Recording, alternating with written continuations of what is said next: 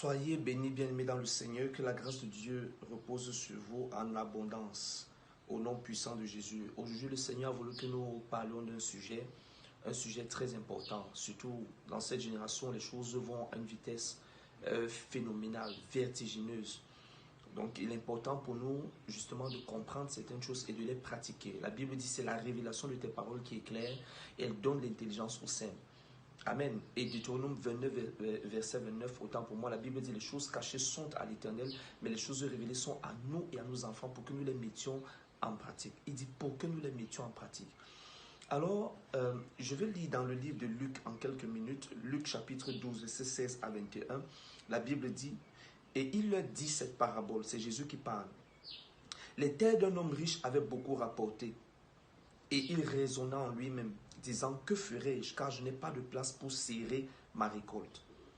Voici, dit-il, ce que je ferai. J'abattrai mes greniers, j'en bâtirai de plus grands, j'y amasserai toute ma récolte et tous mes biens.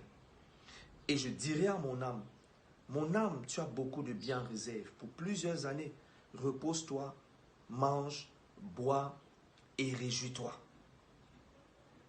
Mais Dieu dit, insensé, cette nuit même ton âme te sera redemandée. Et ce que tu as préparé, pour qui cela sera-t-il? Il en est ainsi de celui qui amasse des trésors pour lui-même et qui n'est pas riche pour Dieu. Alors, je veux parler de la richesse. Je sais que aujourd'hui, l'Église est taxée d'être une Église qui prêche l'évangile de la prospérité, qui est un évangile qui fait miroiter aux uns et aux autres des biens, des voitures, du mariage, des avions, des jets privés, etc. Quoique je ne suis pas fondamentalement d'accord avec ces personnes parce que l'évangile est essentiellement prospérité, même si cette prospérité commence dans notre esprit par la nouvelle création et elle se poursuit dans notre âme par le renouvellement de l'intelligence et elle est donc manifestée dans notre corps par la santé divine et donc dans nos vies par la prospérité matérielle.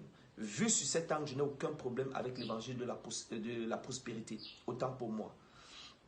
Mais il est important pour nous de saisir, de comprendre le but de la prospérité, le but de la richesse financière, parce que la prospérité c'est un terme vaste qui englobe justement la prospérité financière, parce qu'il y a la prospérité relationnelle, le fait d'avoir de bonnes relations, la prospérité au niveau de ta santé. D'ailleurs, la Bible dit dans 3 Jean 2, je souhaite que tu prospères à tous égards et que tu sois en bonne santé comme prospère l'état de ton âme. Ça veut dire que le fait d'avoir une bonne santé, c'est aussi, ça participe de la prospérité.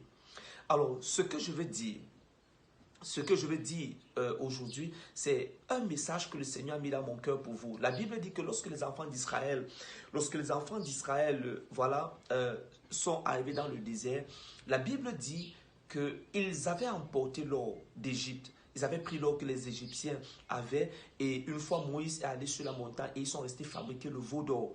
Et quand Moïse est descendu, Moïse a constaté justement que ces enfants d'Israël venaient de violer le tout premier commandement que Dieu venait de lui donner sur la montagne. Pendant que Dieu lui donnait encore ce commandement, ils étaient déjà en train de le violer au bas de la montagne. Premier commandement, Exode chapitre 20, verset 1, la Bible dit « Tu n'auras pas d'autre Dieu devant ma face ». Vous voyez que l'argent a amené ce peuple à l'idolâtrie. L'argent a amené ce peuple à violer le tout premier commandement de Dieu. Et aujourd'hui, quelle est la chose qui amène les gens loin de la présence de Dieu? La toute première chose, c'est l'argent.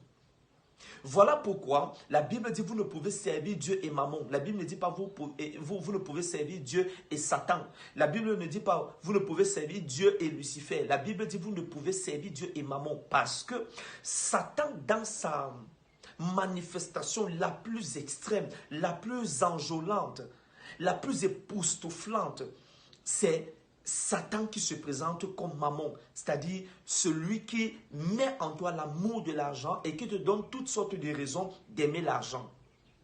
Quelqu'un me dira, mais est-ce qu'on peut vivre sans argent? Bien sûr qu'on ne peut pas vivre sans argent, mais la Bible dit l'amour de l'argent est la racine de tous les maux. La Bible ne dit pas que l'argent est la racine de tous les maux, mais la Bible dit l'amour de l'argent. Ça veut dire que l'argent dans ta poche, c'est très bien, mais l'argent dans ton cœur, c'est un poison.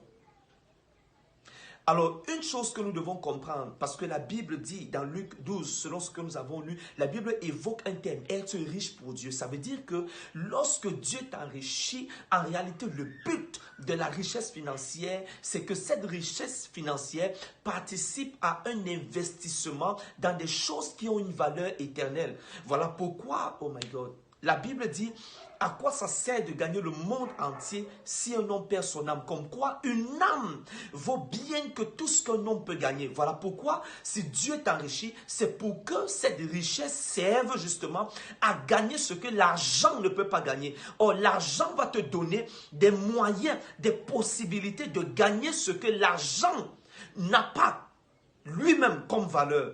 C'est-à-dire une âme. Voilà pourquoi, en tant qu'enfant de Dieu, il est important pour nous de comprendre que si Dieu nous enrichit, c'est pour que notre argent serve à l'avancement du royaume, soit au gain des âmes, au bâtissement des âmes, à la promotion du royaume, à l'invasion de la terre, à l'assujettissement des plans de Dieu et à la précipitation du retour du Seigneur Jésus. Parce que la Bible dit, cette bonne nouvelle du royaume sera prêchée partout dans la terre, alors viendra la fin. Vous allez constater que la Bible dit, il y aura des tribulations, il y aura des famines, il y aura des guerres, il y aura toutes ces choses. Il dit, mais ce ne sera pas encore la fin. Il dit, mais cette bonne nouvelle du royaume sera prêchée dans toute la terre, et il dit, alors viendra la fin. Donc la fin est conditionnée par la propagation de l'évangile dans toute la terre. Bien aimé, les gens qui sont riches, les fortunes mondiales, aujourd'hui, il y a une de ces fortunes, je crois qu'il est parmi les 3 personnes les plus riches du monde. Il est dans des associations caritatives, il fait des dons partout.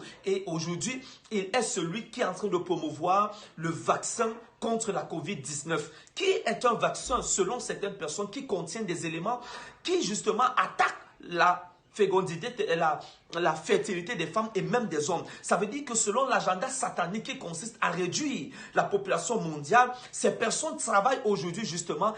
En fait, ces personnes mettent leur richesse à l'accomplissement de cet agenda-là. Et aujourd'hui, il y a ce qu'on appelle des lobbies, c'est-à-dire des personnes qui forment des cartels, qui justement financent l'homosexualité, financent le lesbianisme, financent le satanisme, financent dans des orphelinats pour masquer, pour voiler les yeux, et qui justement sont en train de travailler pour que le monde devienne ce que leur maître veut qu'il soit. Mais le malheur que nous avons aujourd'hui, c'est que les enfants de Dieu ne comprennent pas encore que ce que Dieu met dans nos mains nous sert de moyen et jamais de fin. C'est un moyen et pas une fin. Je parle à tous ceux qui m'écoutent aujourd'hui. Dieu veut nous enrichir. Dieu veut nous donner des biens, des terrains, des maisons, des voitures. Mais ces voitures doivent servir aux évangélistes pour qu'ils gagnent des âmes. Ces maisons doivent servir de rééducation, parce qu'il arrive que nous évangélisons, nous gagnons des âmes et nous trouvons que ces personnes sont dans des conditions extrêmement précaires. Et donc ces âmes, ces personnes ont besoin d'être relocalisées, ont besoin d'être équipées, ont besoin d'être encouragées, ont besoin d'être aidées. Alors les maisons peuvent servir à des camps de réinsertion, à des camps d'apprentissage, des camps d'enseignement. Dieu veut nous bénir, mais cette bénédiction, nous devons comprendre qu'elle doit pouvoir servir à l'avancement du royaume de Dieu. Je parle à tous ceux qui m'écoutent.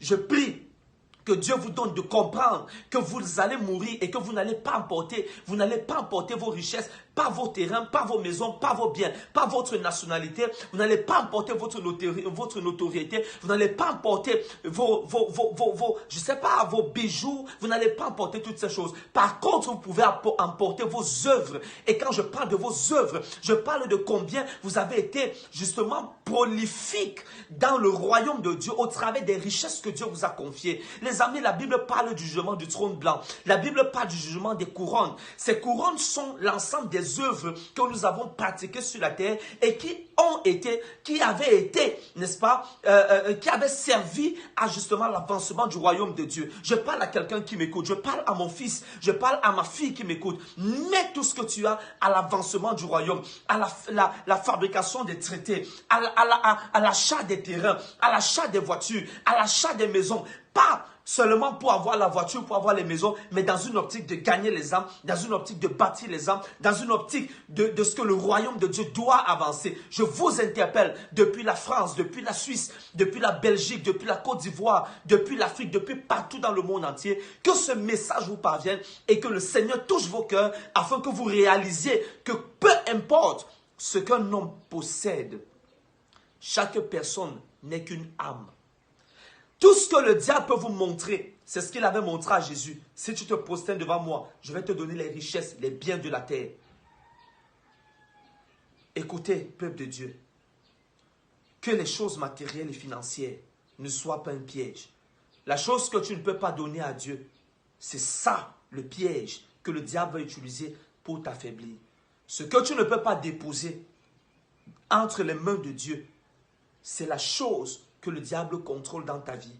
Voilà pourquoi quand tu reçois Jésus comme ton Seigneur et ton Sauveur personnel, tu es en train de déposer ta vie entre ses mains et tu sors du contrôle du diable.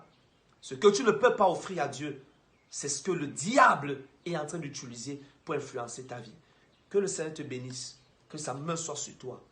Au nom de Jésus, je prie afin qu'aujourd'hui tu comprennes la valeur de ce que Dieu met dans tes mains, la valeur de ce que Dieu te donne.